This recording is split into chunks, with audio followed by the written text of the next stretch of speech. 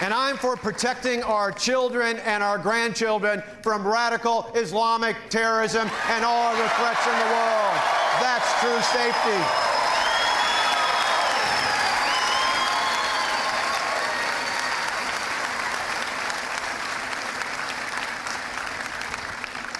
My record shows that I know how to fight and win. Now more than ever, America needs a president who will fight and win for America.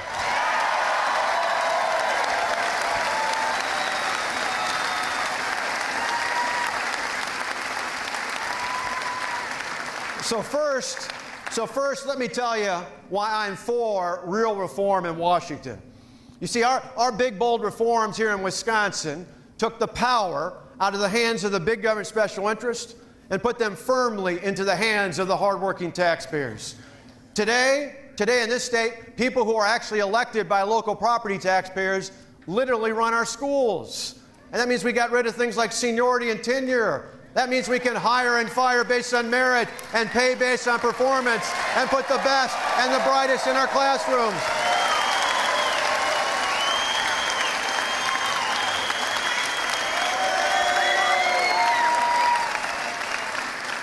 Now think about that. 4 years later, graduation rates are up.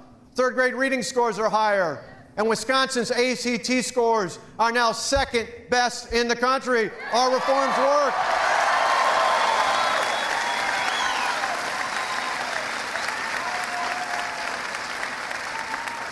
That just goes to show that government closest to the people is generally the best, which is precisely why we need to take power and money out of Washington and send it back to our states in key areas like Medicaid and transportation and workforce development and education.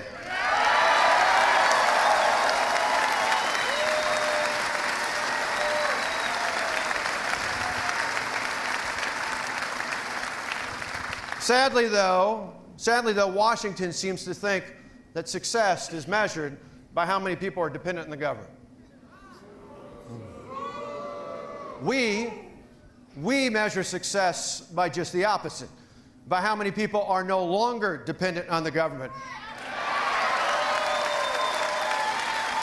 Yeah. We understand that true freedom and prosperity do not come from the mighty hand of the government. They come from empowering people to control their own lives and their own destinies to the dignity that is born of work. Of work. That's what we stand for.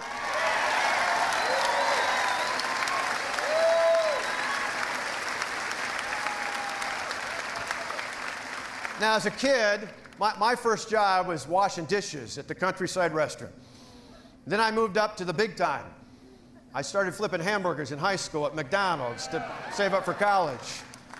My dad, who you heard before, was a small-town preacher, and my mom was a part-time secretary and bookkeeper. My grandparents were farmers who didn't have indoor plumbing until my mom went off to junior high school. My dad's dad was a machinist for 42 years at Barbara Coleman down in Rockford, Illinois. My brother and I have thought back throughout the years, and we've realized we didn't inherit fame or fortune from our family. What we got was the belief that if you work hard and you play by the rules, you can do and be anything.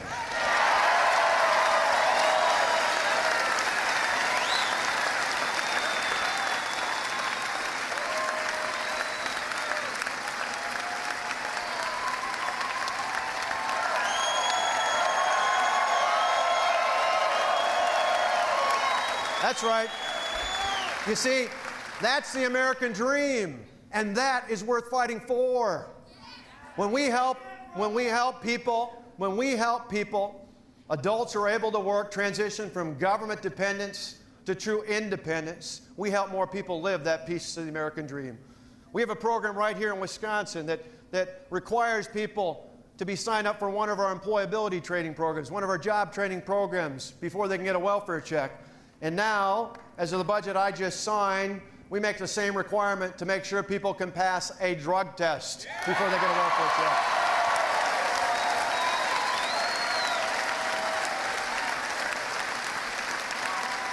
That's right. Now, you can only imagine what the defenders of the status quo thought when I proposed those reforms. They said I was making it harder to get government assistance. My reply, no, I'm making it easier to get a job. And isn't that what it's all about?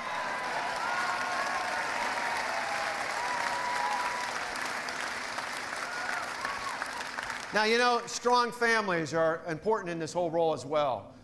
You see, we know that children are raised in a household with both parents involved are more likely to finish school, to get a good job, and to live a life free of government dependence.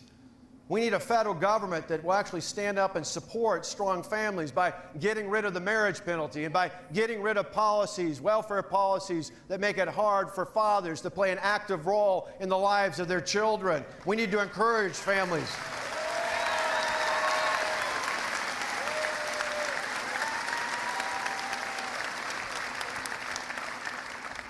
I know, thinking about my own family, I know for me, both my parents were so important for David and me as we grew up as kids. And now for Tonet and I, we try to be good role models for Matt and Alex, and they've turned out pretty well, haven't they? They're pretty impressive to watch.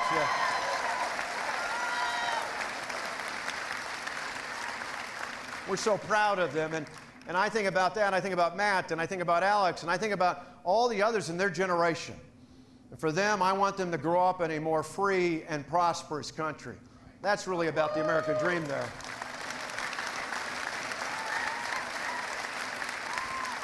Now, to ensure that prosperity, we need to be for a pro-growth economic plan that enables our individuals and our families to earn, to save, and to achieve their piece of the American dream. Now, there's a real contrast out there. Instead of the top-down, government knows the best approach that you hear from so many in Washington, we need to build the economy from the ground up in a way that's new and fresh, organic and dynamic, that says, as long as you don't violate the health and safety of your neighbor, go out and start your own career, build your own business, live your own life.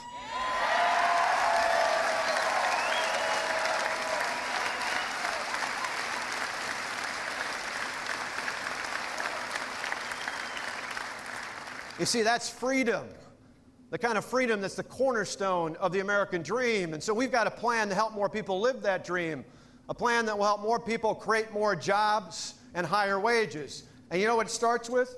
We need to repeal Obamacare once and for all.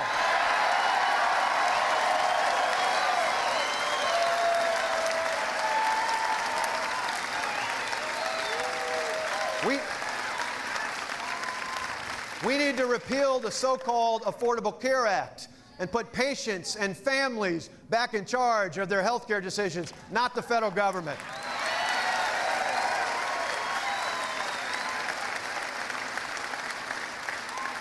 Many of you here know when I first became governor, I literally allowed the state to join the federal lawsuit against Obamacare on my very first day. We need a president who on the first day will call on the Congress to once and for all repeal Obamacare entirely.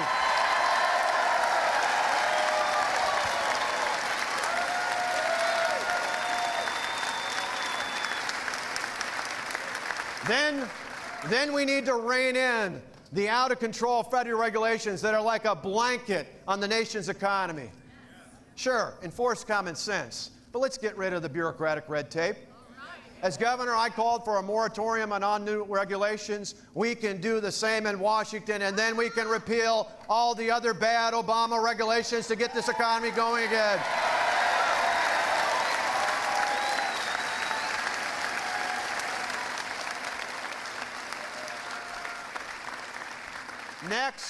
Next, we need to put in place an all-the-above energy policy that says we're going to use the abundance of what God has given us here in America and on this continent. You know, that's right. We are an energy-rich country, and we can literally start refueling our economic recovery. We need a president who on day one will approve the Keystone Pipeline.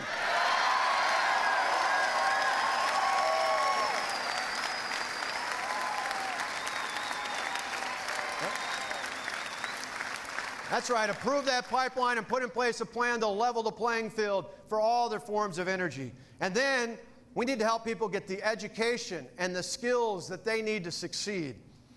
Because we know if we do that, we can help people find careers that pay far more than the minimum wage.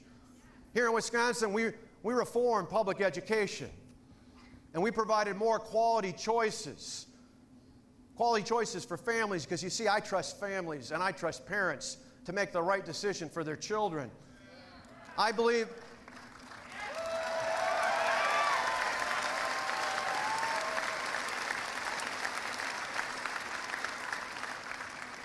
that every child, regardless of zip code or background or what their parents does for a living, I believe that every child deserves access to a great education, be it at a traditional public or a charter or a choice or a private or a virtual or a home school education. Every child deserves access to a great education.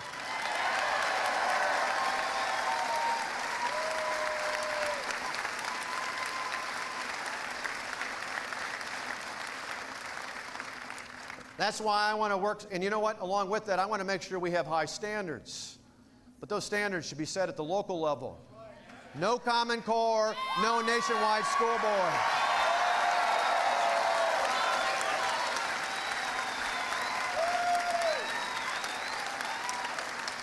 That's why I'll work so hard to take power and money out of Washington and send it back to our states and our schools where it's more effective, more efficient, and more accountable to the American people.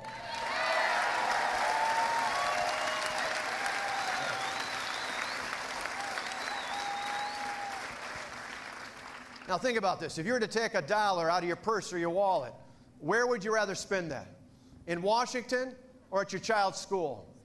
I'd rather spend it at your child's school, and if you give me the chance, we're going to send those dollars back to help your child at your school.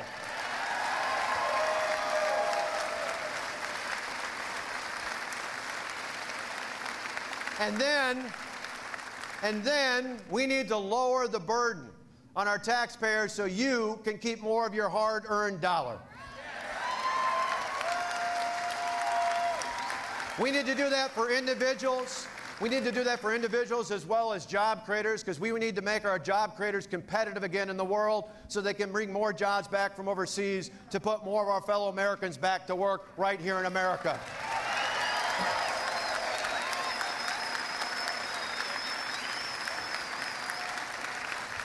And you know what? We can do it. We can do it because we did it in Wisconsin, and we can do it in Washington. Now,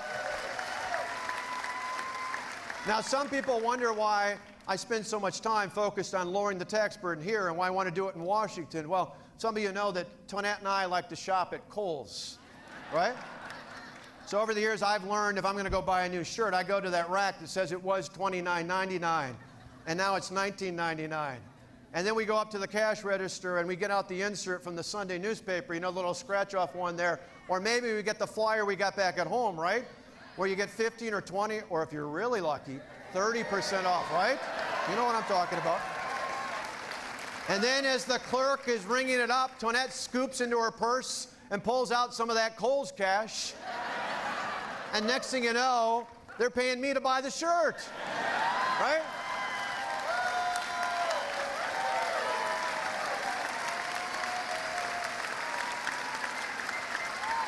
We're not really, but it seems like it, right? So how does a great company like Kohl's make money? They make it off of volume, right? They make it off of volume. See, they could charge that higher price and a few of you could afford it, but they lower the price, broaden the base, and they make more money off of volume. That's what I think about your money, the taxpayers' money. You see, the government could charge you a higher rate, and some of us could afford it, but if you lower the rate, broaden the base, we expand the volume of people who can participate in the economy.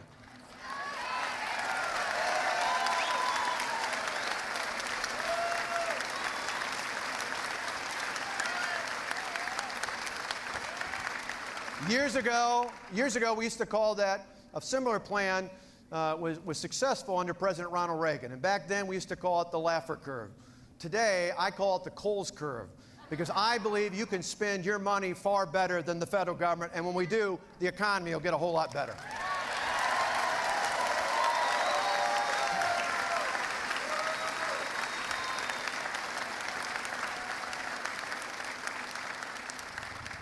To prosper, however, we need to live in a safe and stable world. That's why I'm for true safety. The Commander-in-Chief has a sacred duty to protect the American people. In my lifetime, the best president when it comes to national security and foreign policy was a governor from California.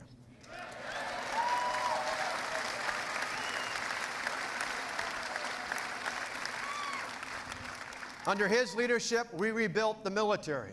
We stood up for our allies. We stood up to our enemies. And without apology, we stood for American values.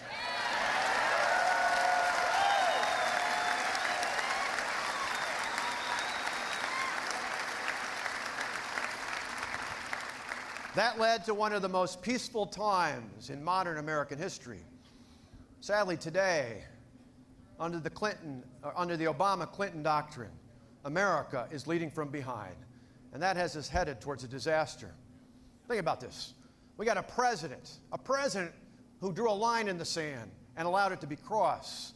A president who called ISIS the JV squad, Yemen a success story, and Iran a place we can do business with. Iran. Think about that. When my brother David and I were kids, I can still remember we used to tie ribbons around the tree in front of our house during the 444 days that Iran held 52 Americans hostage. One of those hostages was Kevin Hermaning, who grew up down the way in Oak Creek. Kevin was the youngest of the hostages, a Marine who had just been assigned to serve at the U.S. Embassy in Tehran.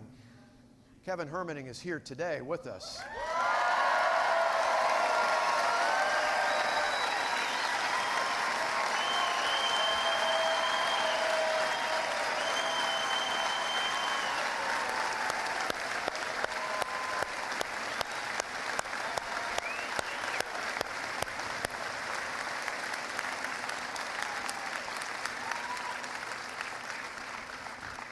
Kevin knows that Iran is not a place to do business with. You see, Iran hasn't changed much since the day he and the other hostages were released on President Reagan's first day in office. Looking ahead, we need to terminate the bad deal with Iran on the very first day in office.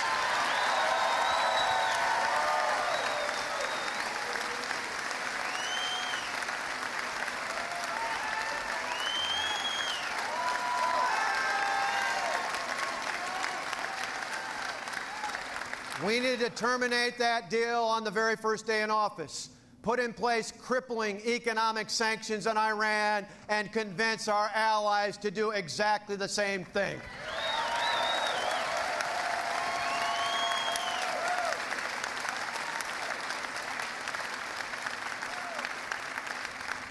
Earlier this year, President Obama proclaimed that the greatest threat to future generations is global warming, climate change.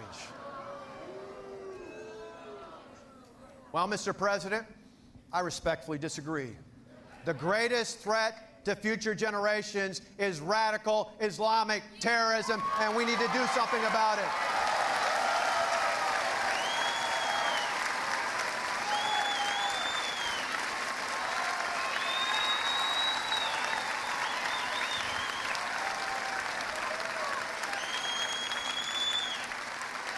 We can start by lifting the political restrictions on our military personnel already in Iraq and empower them to help our Kurd and Sunni allies reclaim the territory taken by ISIS. Because you know what? On behalf of your children and mine, I'd rather take the fight to them instead of wait till they bring the fight to us.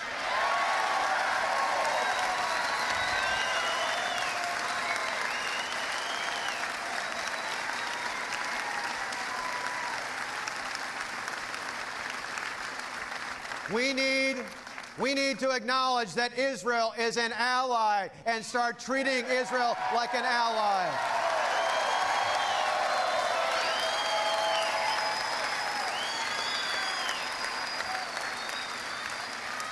There should be no daylight between our two countries. That's why early this year when I went to Israel, I not only met with the Prime Minister, I met with the opposition leader to let them know that if I were president, there would be no daylight between the United States and Israel going forward.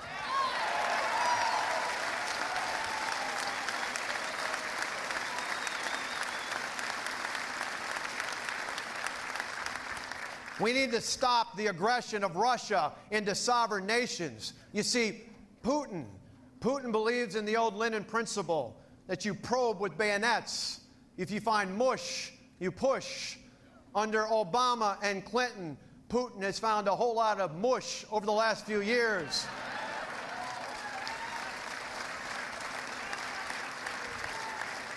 The United States needs a foreign policy that will put steel in front of our enemies.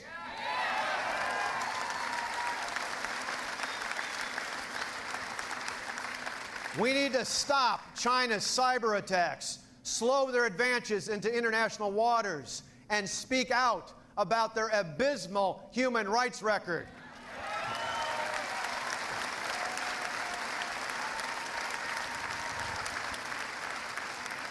And we need to have the capacity to protect our national security interests here and abroad and those of our allies. That begins by rebuilding the defense budget, by going back to the levels proposed by Secretary of Defense Gates.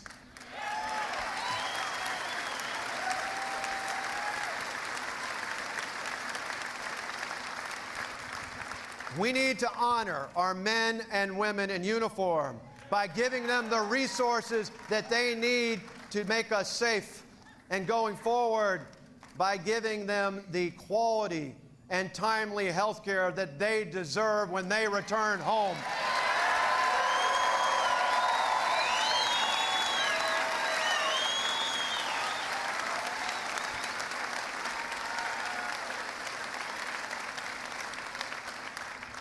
But most of all, the best way we can honor them is by fighting to win.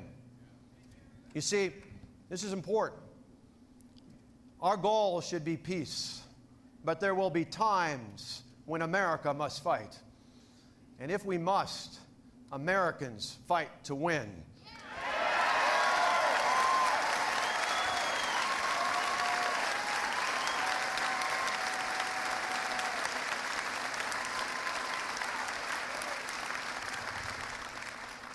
Going forward, the world must know that there is no greater friend and no worse enemy than the United States of America.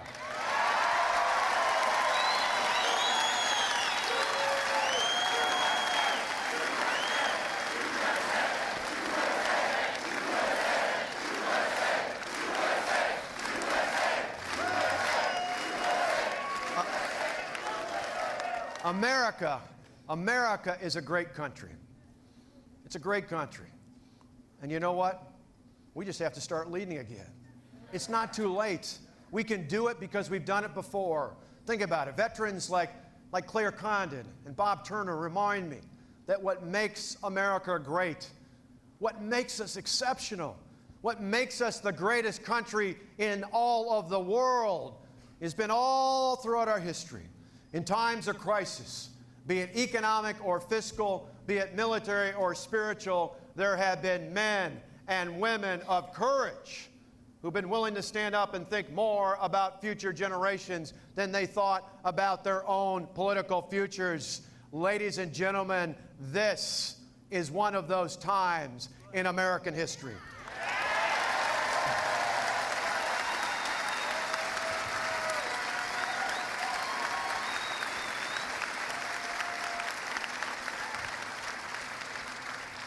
And so, after a great deal of thought and a whole lot of prayer, we are so honored to have you join with us here today as we officially announce that we are running to serve as your President of the United States of America.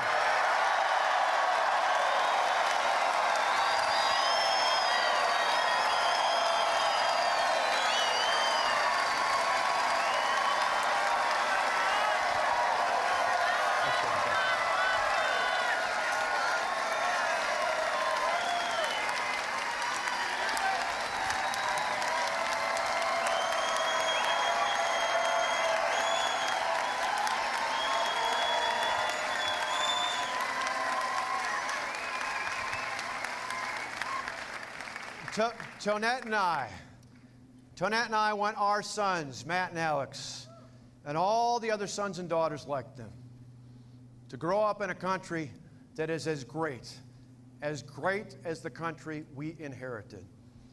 Americans deserve a president who will fight and win for them.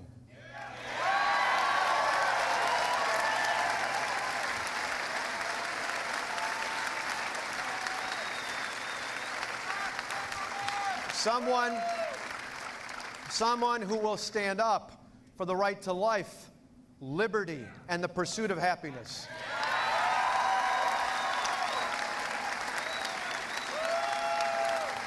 Someone who will stand up for our religious freedoms and all of our other constitutional rights.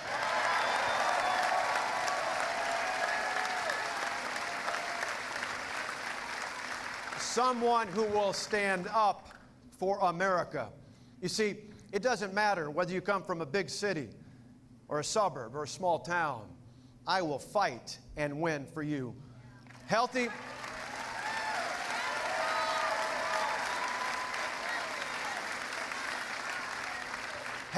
or sick, born or unborn, I will fight and win for you.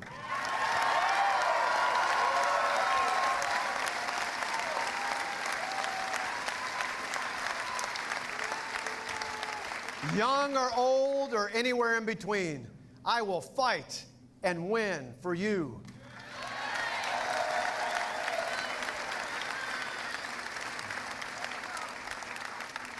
Over the years, I've met some amazing people, many of whom have come here from other places around the world. I got to tell you, to a person, the people I've met like that tell me the reason they came here was not to become dependent on the government. No, the reason they came here was because America is one of the few places left in the world where it doesn't matter what class you were born into or what your parents did for a living. In America, you can do and be anything you want. That's the American spirit.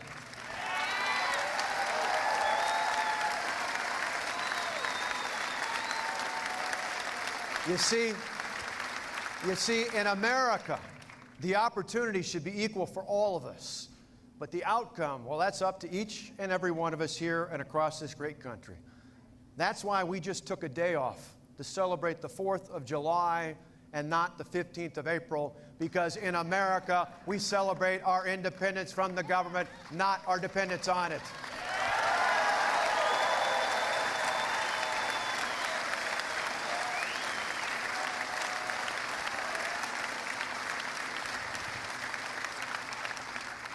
That's why I love America.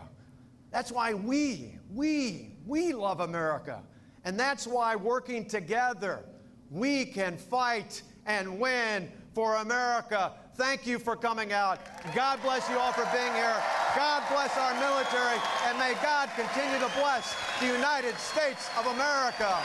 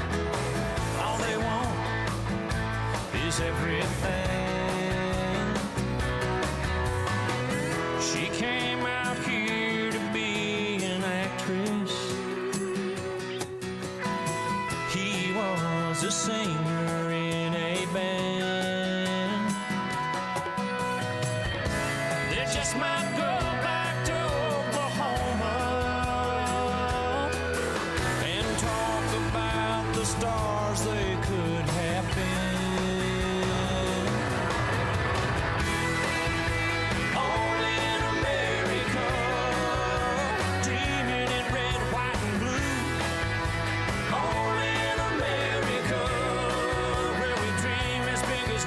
too.